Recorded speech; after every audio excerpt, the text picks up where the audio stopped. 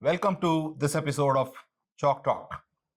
Here we talk to teachers about what methods they employ in delivering their instruction effectively, how do they engage with these students, and they share their experiences with us on effective teaching and learning. We have a very special guest today, Professor Amitabha Ghosh, who was a professor of mechanical engineering at IIT Kanpur from 1971 till his retirement. He taught a variety of courses in manufacturing processes, dynamics, and theory of machines. In addition, he was also responsible for starting the robotics program at IIT Kanpur. He was also an excellent researcher and did fundamental research in many aspects of mechanical engineering. He was the director of IIT Kharagpur from 1997 till 2002. Students who took courses with him recall his immaculate board work and beautiful drawings.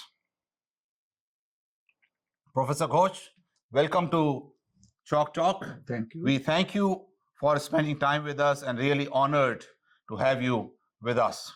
Before we start, could you please say a few words to our viewers? Okay.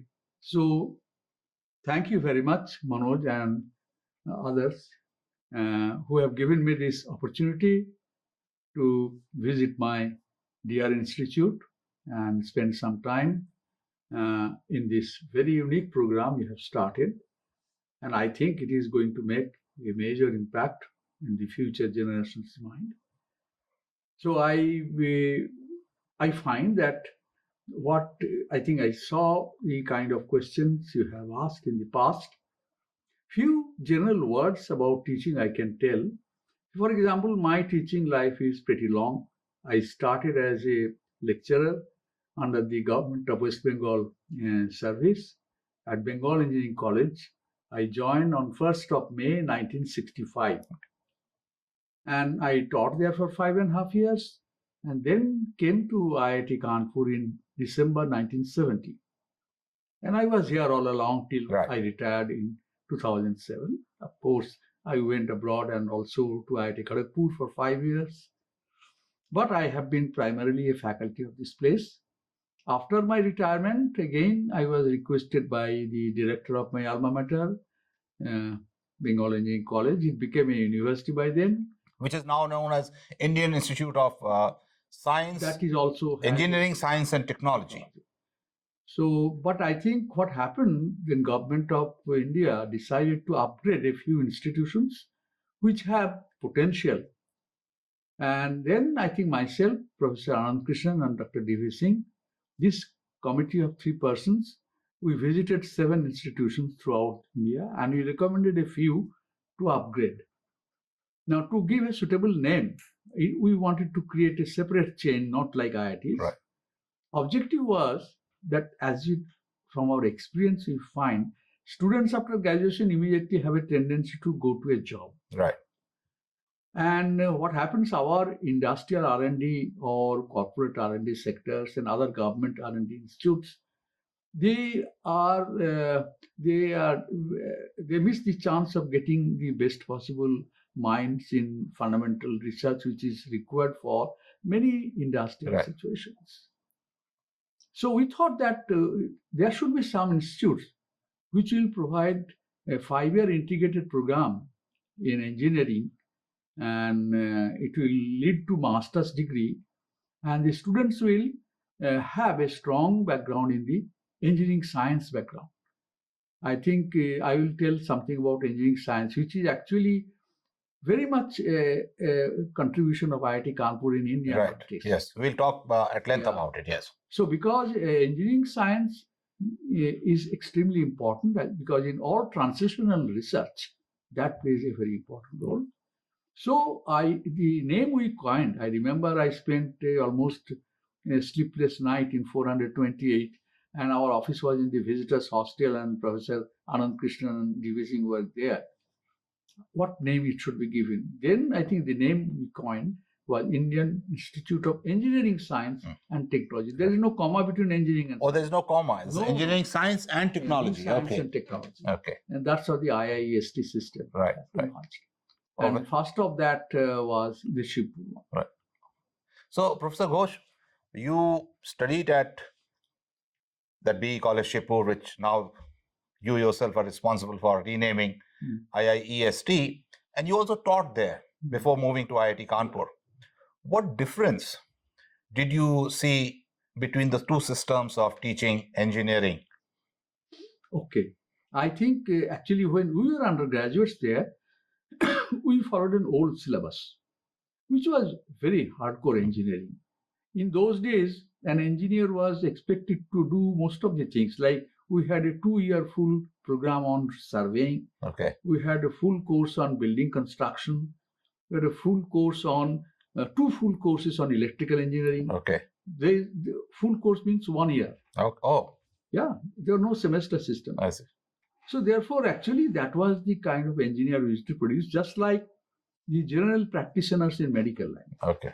So at the drop of an eyelid, you don't have to go to a specialist. Right. You know. General So, practitioner. Yeah, my father, I know, he was a general practitioner. He could extract teeth, he could treat people, he could give saline to cholera patients.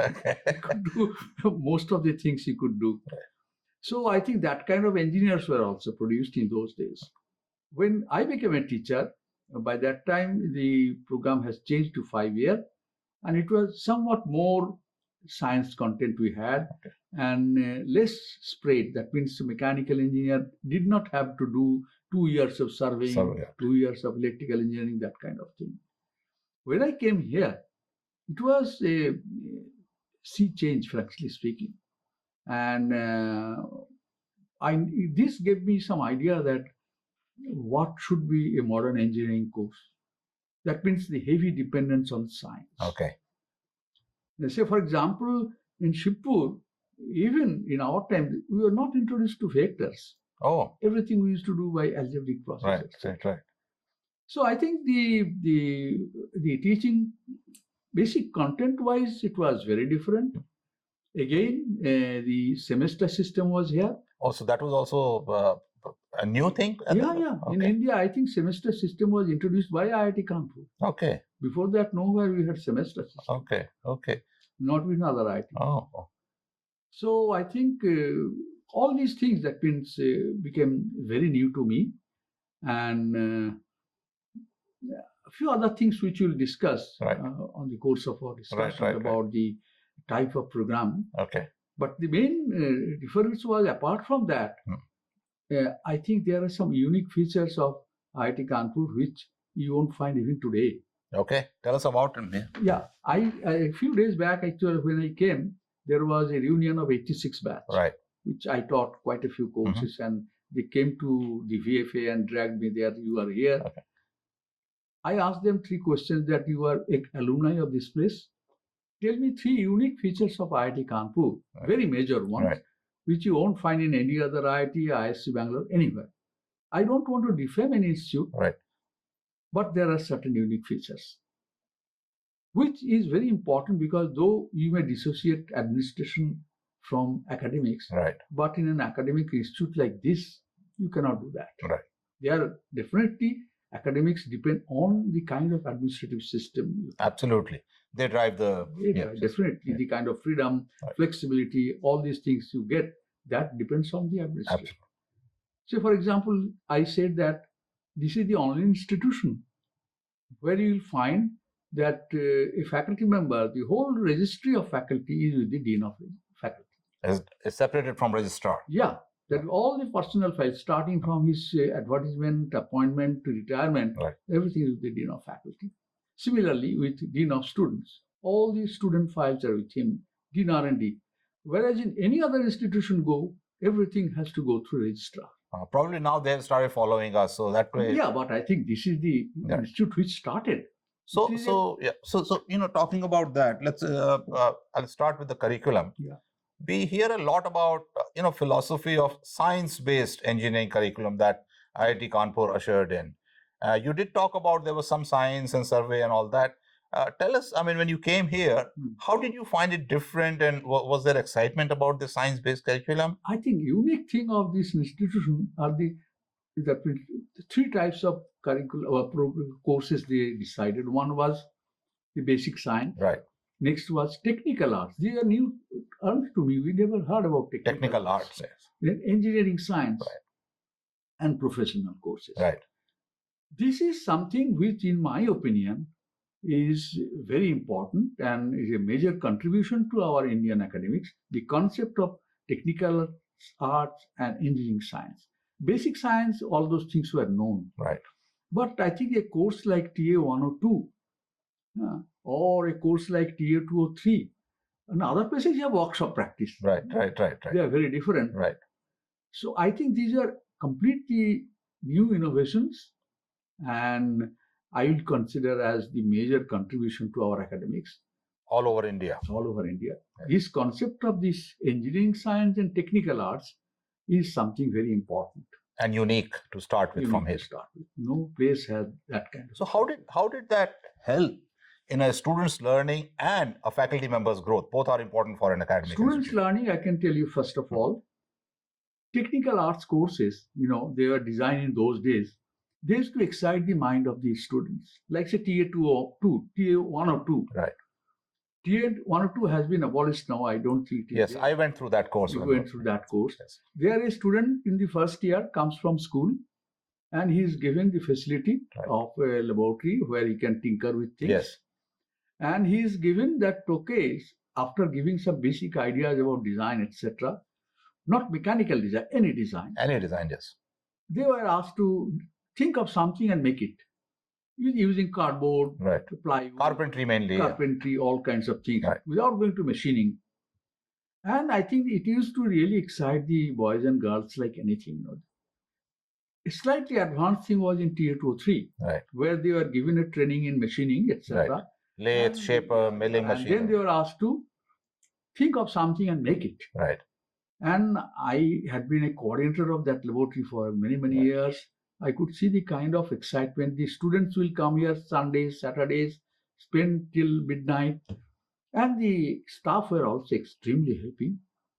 And they used to come out with many things which I think really wonderful. Like innovative, really innovative. I have seen first of all, they used to make engine. Right. Run by compressed air. Okay. And it will run, and they get excited that it's running like an engine. So they were doing real engineering and innovation in it. And suppose somebody made envelope making machine. Right. A simple gadget where you put the roll of the paper and the other side you get the envelope. Yeah. No, I think many such things they did, and it's not a matter of joke. So that way what happened, the complaint, many students say that, okay, we did this problem in school and we are doing more or less same thing. Right. What is the difference? But the impact that you have come to an engineering program, yes, which is different. And you're designing things, you're thinking about making because new things. That is the time they are told that science is analysis. Yes. And engineering is synthesis. Yes. Okay. They're completely opposite activity, brain activity. Right.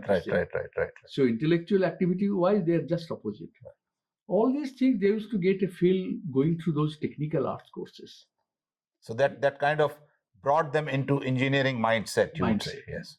And of course, they are also told that to do engineering properly, they have to have a very strong grip on basic sciences, related basic science, which you call here as engineering science. Right.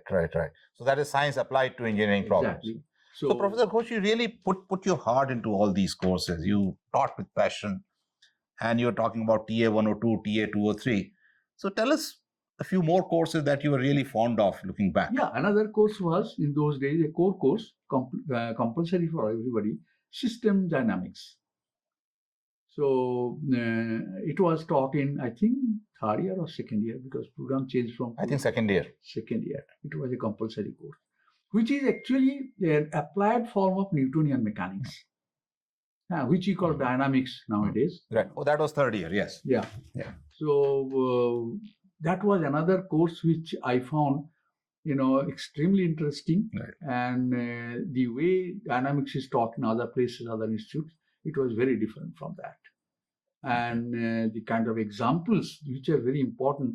The first, I became a tutor of that course when Professor L.S. Srinath was the instructor. Okay. Professor Anand Krishnan was a tutor and myself was a tutor. And L.S. Srinath was the instructor in charge. I could see really how wonderful the subject is. Otherwise, you go through the books by Loney or something like that, which are used by mathematicians. In other institutes or universities, dynamics is taught by mathematicians. And here it was mechanical engineers who were teaching. Mechanical engineers. So tell me now that you brought up this issue of, brought up this topic of somebody being instructor tutor. What was the tutor-instructor relationship like That in is these another courses? very interesting thing of this IIT Kanpur, very unique. It is a horizontal system. There is no hierarchy. Right. Who is a senior professor like Anand Krishnan and who is a young instructor, assistant professor, it doesn't make any difference. He can be a tutor and he is an instructor, which you go to other institutes, it is not thinkable. And what kind of academic relationship did they have? I am telling you, another very unique thing was, after every class, there will be 10 or 12 tutors, maybe sometimes postgraduate students and assistants, and the instructor in charge. After every class, we'll come out of the lecture hall, we'll go to the tea. Tea shop and have a cup of tea. And the discussion in the tea shop, not only in our table where we were there, but all other, it was predominantly academics related to the teaching. And something new will come out, maybe a new problem, new way of thinking. On everything. And any other place you go, discussion will be on politics, that. But here it was predominantly academics. All academics. All academics. And this interaction with the tutor after every lecture, that was very important. So I mean, I remember when I was teaching mechanics and you were a tutor in that course. And in a way, it was also good to have seniors and experienced teachers like you, because when you patted my back 1 or 2 days and said, very good lecture, one felt very encouraged and thought, maybe I'm doing a good job. And that was really very nice. And thank you for that. The other thing, Professor Ghosh, which all students who took courses with you were mesmerized by your absolutely fantastic board work. And, the drawings were so nice. In fact, many times it so happened that the instructor who would walk in after your class would look at it and would not even feel like erasing the whole thing. But tell me, did this skill come naturally to you, or you worked hard to develop it so that lectures become effective? One thing I must tell you, the importance of board work. Now, teaching any fundamental course, I personally feel that a basic concepts where we develop in the fundamental courses, slides and PPT, those things are definitely not to be used. Board work is very important because you have to teach those courses through your board and handwriting only. Because the speed at which you write, you draw, that matches with the thinking and absorption of the material. The speed kind of matches. And so, teaching a fundamental course, it has to be through board work. And if the board work is very unattractive, it is very unfortunate for those people, then the students don't get the... You're writing across, you're going down or something. So it creates it mix up. A good board work, particularly where it's a basic concept development course, figures are also important. And in engineering course, for example, that plays definitely a little bit more importance. And teaching basic courses, I think board work is very important. So how did you develop this habit? I mean, you consciously worked on it? One thing I must tell you that somehow I can draw well. So I used to draw portraits, etc. That is something which I didn't learn anywhere. It came naturally to me. That may not be possible in everybody's case. But organizing the whole thing, that should be possible for anyone. So you have to kind of plan and think and think a little bit. Right. And one thing I'll tell you, when we were undergraduates, we had a teacher who taught us solid mechanics. He came from University of Wisconsin, Professor Roger Chakraborty. Later he went to Jadavpur. So he was our instructor of that course immediately after coming. Now his course or lectures were so good In BE college, class used to start at 7 a.m. I see. And it was a residential institution, right. compulsorily residential. Everybody has to stay inside. So you could see at 7 o'clock somebody is teaching a piece of bread and running towards the class. Nobody would like to miss that lecture. Right. Oh, it was so good. So good. So later, long after that, once I met Professor Rajesh Chakraborty in this campus. I came for a conference in 1964 December. That was the first conference this institute had. You were a teacher at that time? I was a teacher's trainee. Okay, teacher's After 6 months, I joined as lecturer. Right. And we were discussing, and I asked that how your lectures were. So even the most, what I'll say, those kinds of students who don't care, Right. they don't want to attend lectures. They want to attend. They want to attend. So he told that, first of all, the basic grasp on the subject is very important. Right. You cannot fool the student that, you don't know the subject. Yeah, walk your way through the classroom. So that is one thing. Right. Second thing is the board work, that way, planning, etc., writing. And a little bit of mental preparation, that what are you going to teach. That's all. Not that you have to give a rehearsal kind of thing. Right. But you make a framework in the mind before coming to the class. Yeah. Another thing is that, that's the time when I learned that and came to know, and that is another unique thing here in academics. A teacher is not allowed to teach one course for consecutively more than 3 times. Right. So that they diversify. Otherwise, you will develop a note, and the same pages. That is a tendency, human tendency, not to work hard. If it is there, use that. So this is something very important, because when you again come back to teach that course after 3 years, you are not going to teach the same thing by that time. It evolves. So this But you said something very interesting, that in 1964 you were under teachers training. Yeah. Was there a formal teachers training program at that time before one became a lecturer? Yeah. Oh. Actually, the teachers training program started in 1958. Okay. By the Ministry of. This is new to us. Ministry of Education. I see. That is we call TTT, Technical Teachers Training Program. I see. And the program was that those who are considered to be good after their BTech, so they will be given a fellowship of 400 rupees per month. I see. In 58, 400 rupees, you know how much it is? It is equivalent to 30 grams of gold. Oh, wow. How much is that? Yeah, that's about 4.5 lakhs right now. That was these fellows. No tax, nothing. And they will also do their post-graduation MTech program. And they will also do a little bit, help the teacher in some of their teaching program. So they get MTech. It's like a TA-ship, but well-paid TA-ship, and they are geared towards becoming and teachers. And it was 3 years program. Right. Even after you complete your MTech program, you have 1 year of when you will teach full time. So in many cases, what used to happen, many teachers used to take advantage, and they used to give the full responsibility to the technical teachers for teaching. So that is the time they used to get. We used to get, BE College was one of the 4 major institutes where technical teachers training program. This program was running. And the MTech program was there. So we had many students from South, from West of India. I see. It was. So tell me, now we don't have anything like that. People do MTech, PhD, and then they. I'm telling you how it happened. First of all, just after graduation, there are many cases where the parents expect that they should start earning. Right. And not that everybody, free to do anything they like. Right. So a good amount like that help the student who has a tendency inkling towards teaching, to teaching or academics, to do MTech. Some aptitude for teaching. But I think they need to avoid, because industry will pay you 250 rupees. Right. That was the payment if you go to industry. This is almost twice as much. Yeah, and joining a teacher's training program, 400 rupees was quite a lot.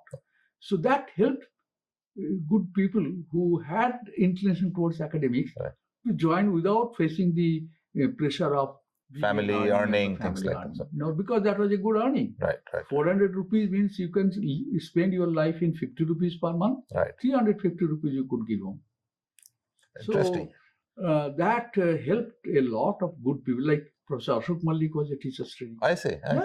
He was a teacher's training. Like that, many you will find who became good teachers later. There, like Professor Ramakrishna. TV Ram. Not Ramaswamy Iyer. Ramaswamy of IIT Bombay. Okay. Very well-known professor. He was our teacher's trainee. Okay. Like we had many teachers trainee from South. Do you think we should have it now also? Because, now people just do PhD, do postdoc and come over to teach. And sometimes it Two takes things time. happened with that program. First of all, those who are capable of becoming good teachers, but because of the family requirement, they cannot join the MTech program. Right. And they are lured by the industry. They will definitely be in a better position to take a decision towards joining MTech program.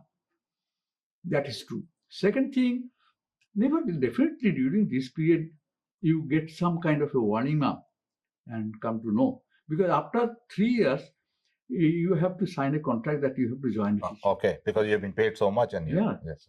So this program definitely helped quite a lot. And I think it is much better than today's QIP. Okay. QIP, I was the All India coordinator for 3 Right. years, so I know about it. So it has also some positive things. But I think we are taking there already who are teachers, helping them to do PhD. Okay, right. Yeah. So you'll be happy to know that we at this center are going to start a 6-week module to get our TAs, PhD students, give them some sort of exposure, how to deal with the classroom, how to prepare for it. So we're trying something in that direction because we In the feel... pedagogical aspect. Yeah, absolutely. Yes. Yeah. That is fine, because why I'm telling this is okay. A person learns about that, a teacher, through his long experience. Right. But if you can give that whole benefit of that experience in a short time, Right. definitely it is Yes. a good So thing. we feel that will help them a bit. Actually, I gave a suggestion to the ministry. Most of the suggestions I gave 25, 30 years back, they are rejected. Now they are doing that, like say having IIT campus abroad. I first proposed in 1998 to have a campus of IIT Kharagpur in Mauritius and one in Silicon Valley. Oh, Silicon Valley too. Yeah. Both were going to be supported by the alumni. Ministry said nothing doing. We cannot have IIT campus outside. Now we're having it. Similarly, I suggested that we are not getting good students to fill up all our MTech. So why not we open it up for the students of the South Asian, Southeast Asian, East European country students. Right. There are many brilliant students there, and they can come if we provide them the fellowship. Right. So Professor Joshi, Murli Mona Joshi said, no. Only Indian students will give the opportunity. I said, I think now we are becoming open to that idea. Again, after 30, 25 years, So I think another thing I said that way, your institutes like IITs, they have absolutely no international character. Absolutely no interest. That's that helps actually if you have international character in growing. That helps. The teachers, I said, first you start getting postgraduate students, then getting faculty. The two objective to internationalize these institutes. Then only your world ranking will go up. Now, of course, after 25 years, they have learned. Now we started medical science in Kharagpur in 2001. Yeah, we are starting something. Now I think IIT Bangalore, IIT Kharagpur, IIT Kanpur, IIT Guwahati, they are all starting.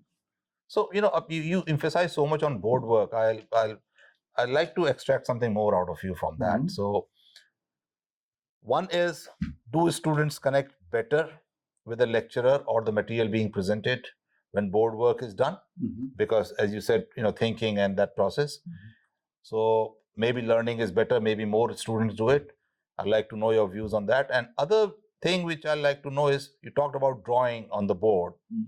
Can the visual things like drawings and machines, can they be shown on a slide rather than drawing? You see, if you are going to show something, nowadays actually, suppose an animation. Yes. Like you're teaching mechanism design. Right. How mechanism, then obviously it has to be through animation. You cannot do board work. So in such cases, it is absolutely useful as a tool of teaching. But I think when you go to basic fundamentals, then I think a clean drawing helps rather than a slide. Slide invariably will give a lot of information. Right. And in a couple of minutes, a student will not be able to grasp. So when you draw, it's kind of evolving. And he's also taking note. So all these things happen. Nowadays, when those things which require a lot of information in short time should be shown by slide. So I'm very happy that you say that, because we did a recent survey of the graduating students, and we asked them what helped them in learning. And one thing they emphasized and said very emphatically was board work. So I'm telling you that because I am teaching even now, yes. Starting from 1st of May 1965. It is how many years now? Well, I mean, 60 years. 60 years. So I feel that good board work for basic courses is very important. Yes. Now, with technology, we can do some animations in certain courses. Yes. That helps. Yes. As a tool. As a tool. Yes. And definitely it helps, no doubt about it. But showing slide to teach differential equation, I think... it has to evolve. The solution has to evolve. I completely disagree with that. And the students say that, I mean, in our survey. Because now people do that because basically most of the people are lazy. Yes. A human tendency. Right. So if you have kept the slides, if you have go there, you don't have to prepare anything, show the slide. Slides also get yellow with time, just like the notes you said.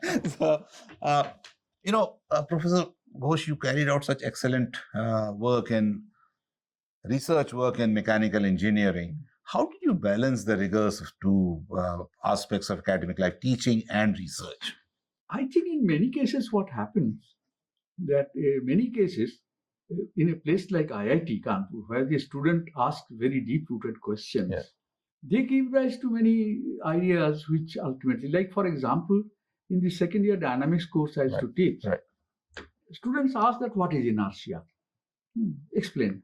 Right. And then I realized that the concept, again, same thing when I teach my grandson, many things which may look mundane to us and obvious, which is not. Which is not, yes. So to explain that what exactly is the origin of inertia, I started reading, searching, and came to know about Mach's principle, etc. Whatever little research work was done, I explained. But even then, it was not fully satisfactory. And then I did further work, and I came to an extension of Mach's principle, which was published.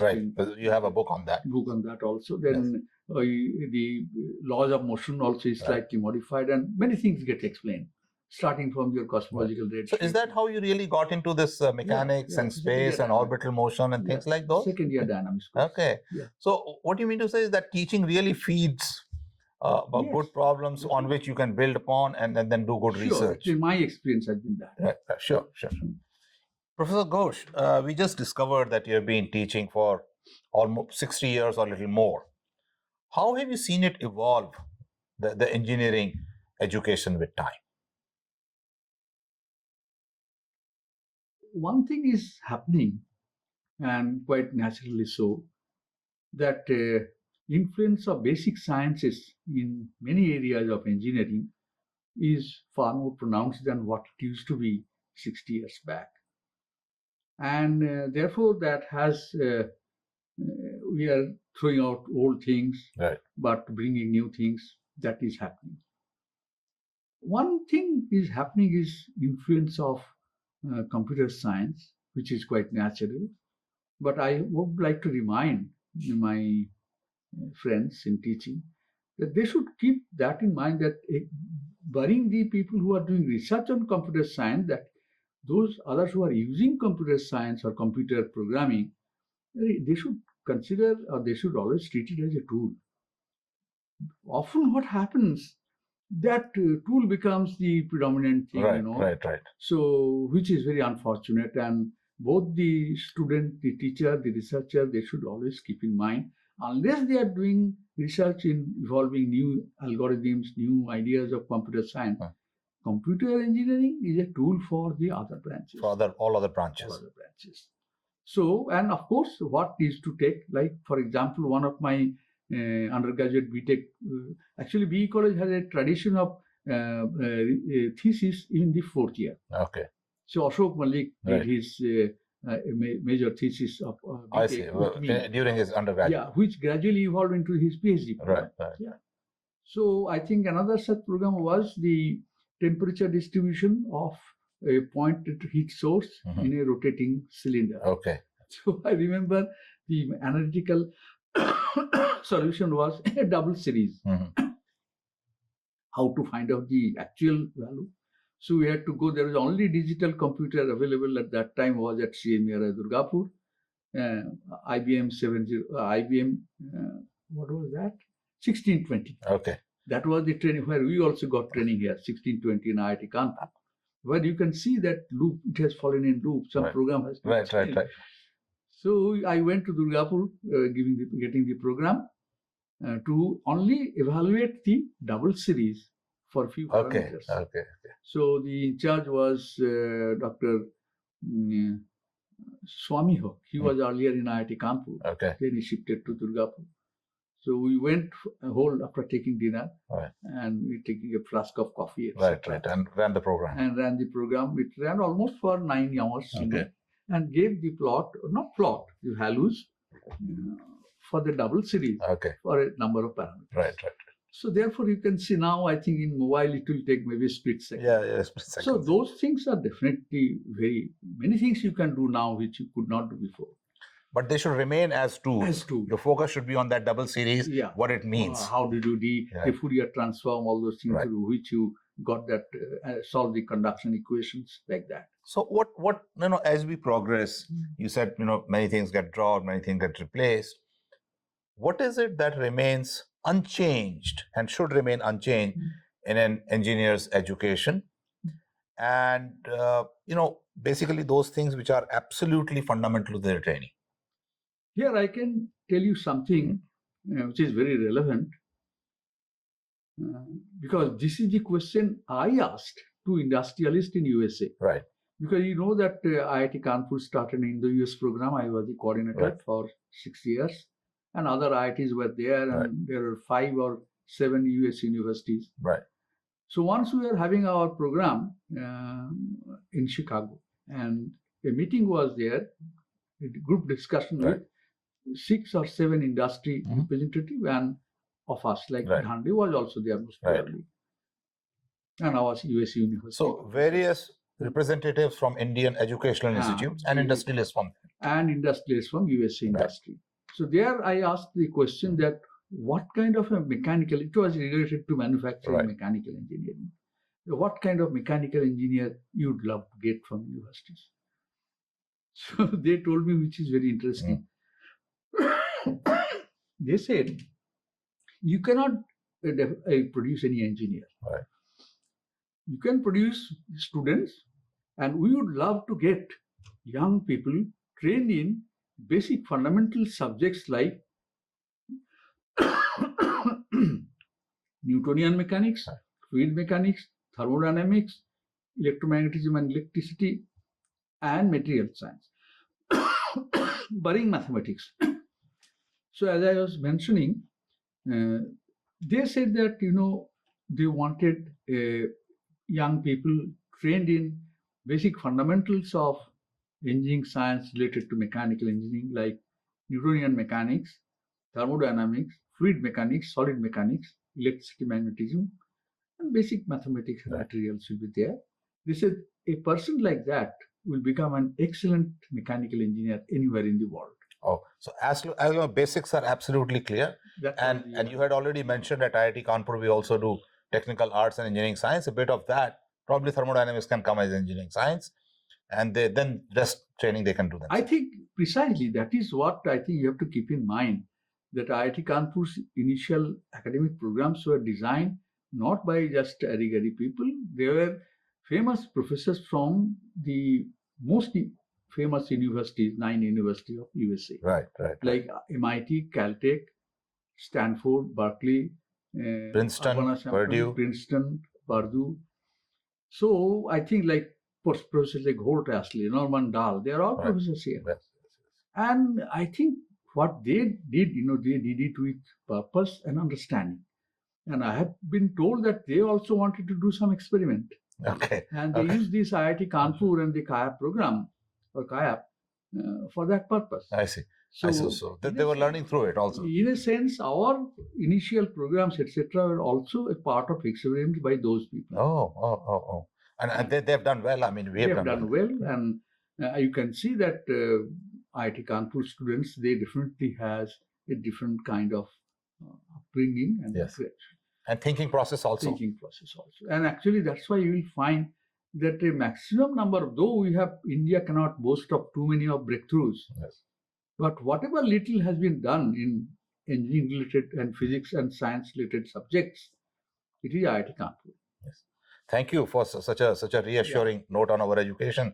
So, IIT Kanpur also started with this integrated science programs and engineering programs. What do you think is the difference, or should be the difference, in the training of an engineer and a scientist, and what is common between them? This is becoming very important because, as I'm telling you, these days the terms are being used quite loosely. If we consider the three terms like science, engineering, and technology, right? What is the basic fundamental difference between the three? Now, science, the word comes from scientia, meaning knowledge or creation of knowledge. Right. Engineering comes from engineering, which means innovation. Right. And technology is come from technologia, which is craft and this.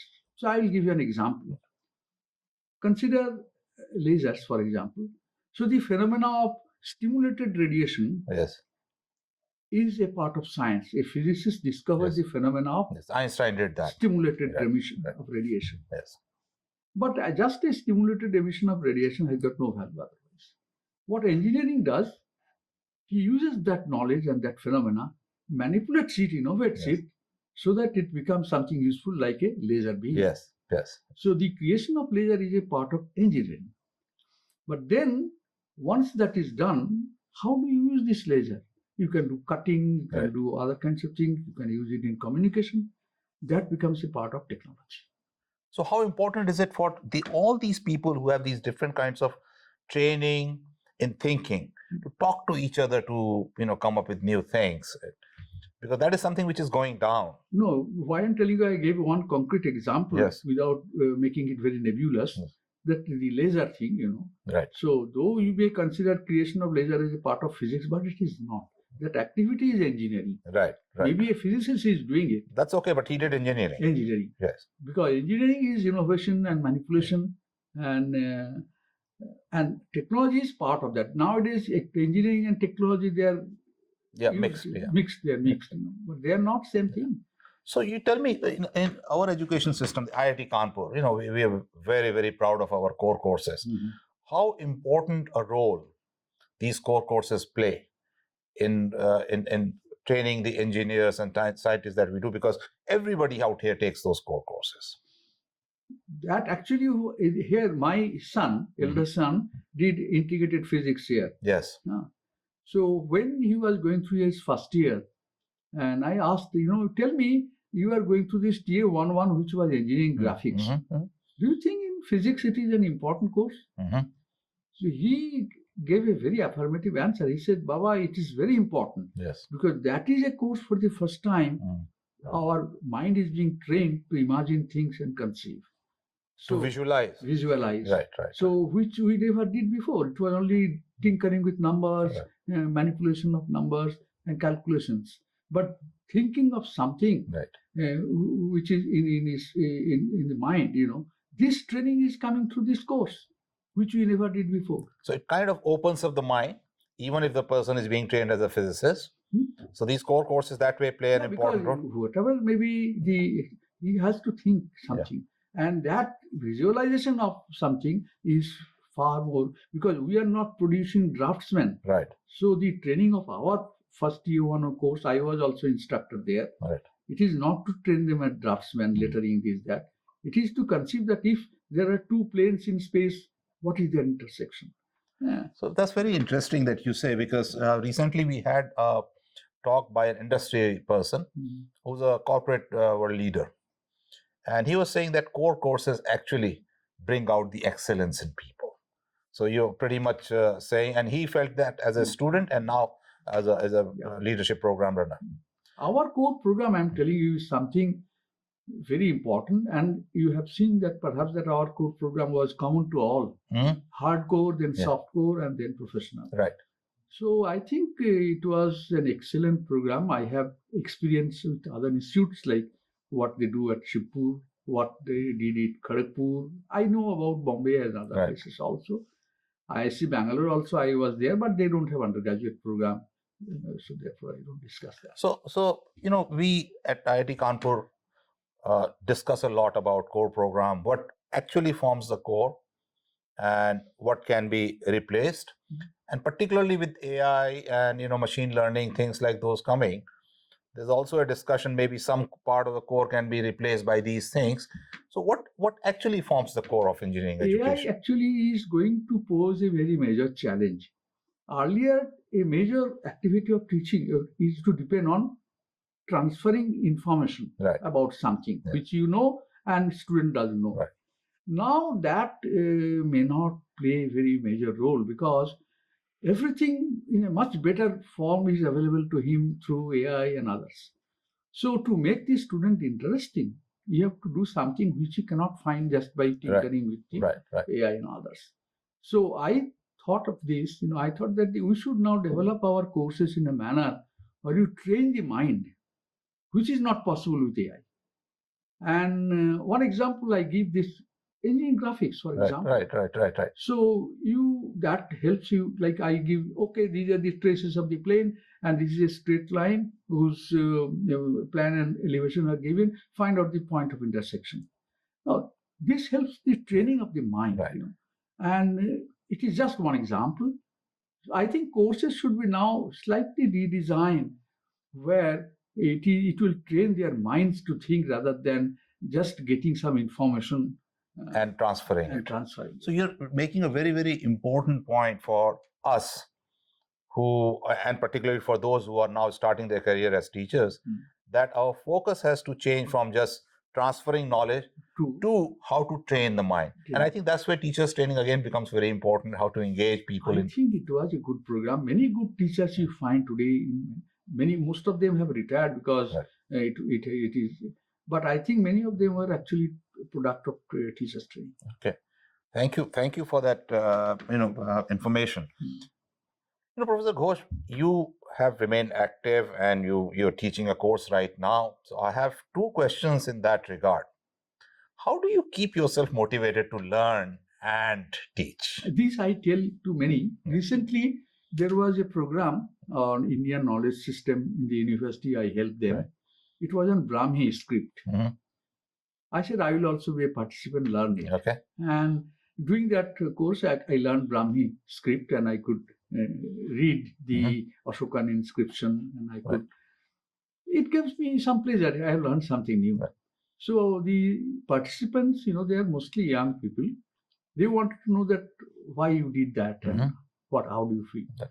I said, that life is not full of happiness. It is generally full of bad things. And a lot of things happen which make you sad, unhappy. One way you can remain happy to some extent throughout your life, if you can develop the capability of enjoying learning something new, which you can do every day. Right. So you're growing every day. Every day you are learning something new, and you're feeling happy, I have learned this. So that is the only possible way, I think, in this world to remain as happy as possible throughout your life, because nobody can prevent you from learning something. Right. And that way you also keep updating yourself in your field of interest or wherever you want. That is the byproduct, of that. But to remain happy and motivated, you have to develop the habit of enjoying learning something. Okay. That's a very, very important message for all viewers and personally for me also. So thank you for that. I also would like to know, you've taught for so long. How do you feel that students' approach to learning has changed over the years? Students, of course, because they are generations past, they have become, to some extent, our placement system has created some problems. I mean, they think too much about packages, this, that, which I don't think has much relevance to education, etc. Now they start thinking from the first year itself, and the newspaper or media, they highlight about the packages the students are getting. Right. IIT Kanpur has 200. 1 crore, this, that, and the very first day, there are 100 students got the apple. So that plays such an important role, the way media hype. something should be done to So I control think that. IIT Kanpur, we have consciously taken a decision that SPO will not display how much, worth how much of a package of a student But is. other IITs are doing other. Right. So it is, yeah, one place that doing it. is creating a lot of distortion in the mind of And the focus goes on that rather than that package, focusing on learning. Yeah. package. Yes. So, Professor Ghosh, you are an expert in manufacturing processes, and India has this policy of now Make in India. Mhm. How do you think the job scene is going to be in manufacturing sector in the coming decade? Our manufacturing sector, we have not given too much attention to value addition. Okay. The value addition, you all know that means suppose a person goes to a jungle working whole day, brings a big trunk of tree, and he gets 10 rupees, selling it to a sawmill. Right. The sawmill people makes planks, etc. out of that, and they sell it at say 100 rupees to a furniture shop. Right. The furniture shop brings out furniture out of that and sell it at 1,000 rupees. What do we do? I think, for example, few years back, we were very happy that our Indica car was very popular. Right. Yes. How much Indica car costs? Say 4 lakhs of rupees. Yes. So we sent 2 whole ship full of Indica cars to Europe. Yes. Say 200, 400. Right. So how much you get? 400 into 400? 16 crore. Yes. USA sends you a box, wooden box, 1.5 meter, 1.5 meter, some helium microscope or something, or a focus turn beam. They get to 20 crore. Right. So you see that our economy has not been paying attention to value addition. Earlier we are selling our best possible ore to Germany. Right. Now they have stopped it. Right. So rather than, and we buy back the material or steel paying 1,000 times more. Right. So I think our economy has to keep, like we don't make any analytical equipment, though we are boasting of our sending things to Mars, etc. Heaviest satellite we are. But to common product, we are not adding any value. You don't get any electron microscope, any major analytical equipment. We have to now gradually pay our attention because that earns money. So how do you think this new technology like AI, artificial intelligence, information technology can help in that? I don't know. I think I don't know exactly, but I think the problems are many. You have to, this is actually not an academic problem, it is a social problem. Like when we were in CSIS Chandigarh, K.R. Sharma was the director, I was in Research Council. We developed their linear accelerator, and also what they call it, scanning electron microscope. Very cheap comparatively, but no IIT Kharagpur I purchased deliberately, but no other place will buy. K.R. Sharma was very disappointed. We have developed, but nobody buys. Can you guess what is the reason for not buying our own product? Well, you can think of, but it is very unfortunate to speak of these things because there is no underhand dealing possible buying for such things. In a private any place, if you buy, particularly government institution, a very expensive thing, in most cases there is some kind of a transaction goes, which is attractive to that person. Right. So which is not possible in such cases. So nobody bought those linear accelerators from India. Because there was no no kickback, so to speak.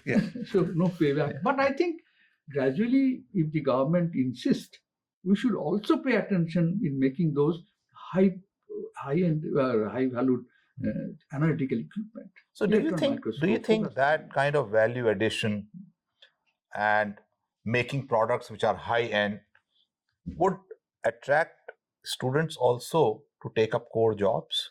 Because one thing I'm telling you, which is very important, here actually there was a saying that a metallurgy student is very unhappy because he couldn't get chemical at least, Then I think even chemical engineering students are not very happy because they didn't get mechanical.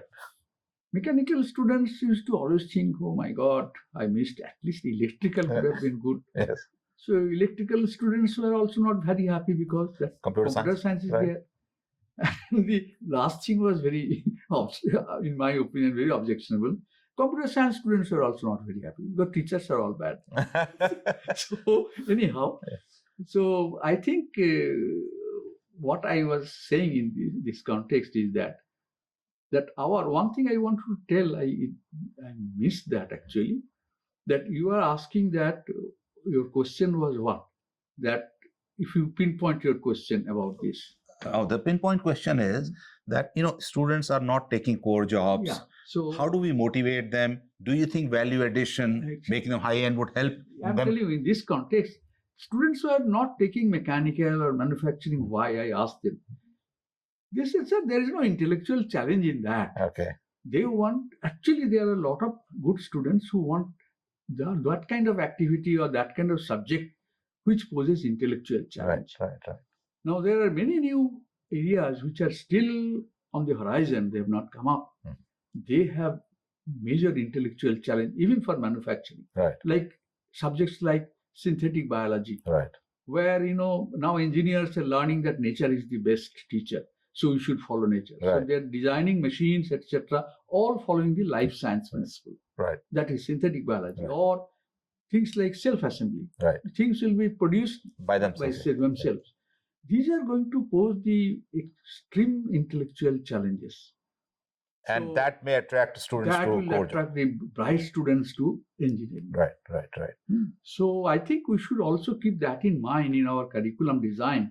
We should always put them some intellectual challenge to tell them it is not mundane cutting a lathe and all those kinds of things. So in that regard, we have this review of our curriculum every 10 years. Do you think there should be a continuous review or a shorter period? No, it is not possible to review so quickly because once you have a program, it needs a little bit time to stabilize. Right. Then, so therefore, changing it too frequently is not good. But the objective should be to make our academic program having enough content of intellectual challenge. Right. And keep updating it. That will make our students happy. I can guarantee you that. Okay. So now, finally, Professor Ghosh, I would like you to give a message. I would request you to give a message to our young faculty members. Manoj, that is something very difficult because I personally don't believe in messages. Okay. And why somebody should listen to me? Only thing I can give advice. Advice is that, the young faculty we have, and I'm very thankful to them that they have chosen this profession, which is so dear to me, which has been my whole life. That, try to do the job, not to take it as a job rather than they should take it as a passion. So they themselves will be happy in their life. Otherwise, they will have enough reasons to feel unhappy, disappointed, etc. So not to do that. So to remain happy in their job and to do whatever is necessary and possible to remain happy in their profession. That will bring the best possible result. One thing you said earlier that you keep learning when you are a teacher, and that keeps you happy. That keeps you happy. Actually, I have found it in my life that I am not very unhappy person, though there are enough reasons to be unhappy. Because I pick up something new I have learned, and that day I am happy. So I think that was my technique of remaining happy to some extent in this world of misery. Well, Professor Ghosh, thank you very much for giving us your time and talking to us. It has been a great honor and pleasure to have you with us. Thank you. Thank you for inviting me and discussing with you things, many of the things which I have talked actually from my heart. It is not from my lips. Of course not. You always do things from your heart. Thanks to Institute and also my best possible wishes for my young colleagues of this Institute. And I wish them all very best. Thank you very much. Thank you. Thank you.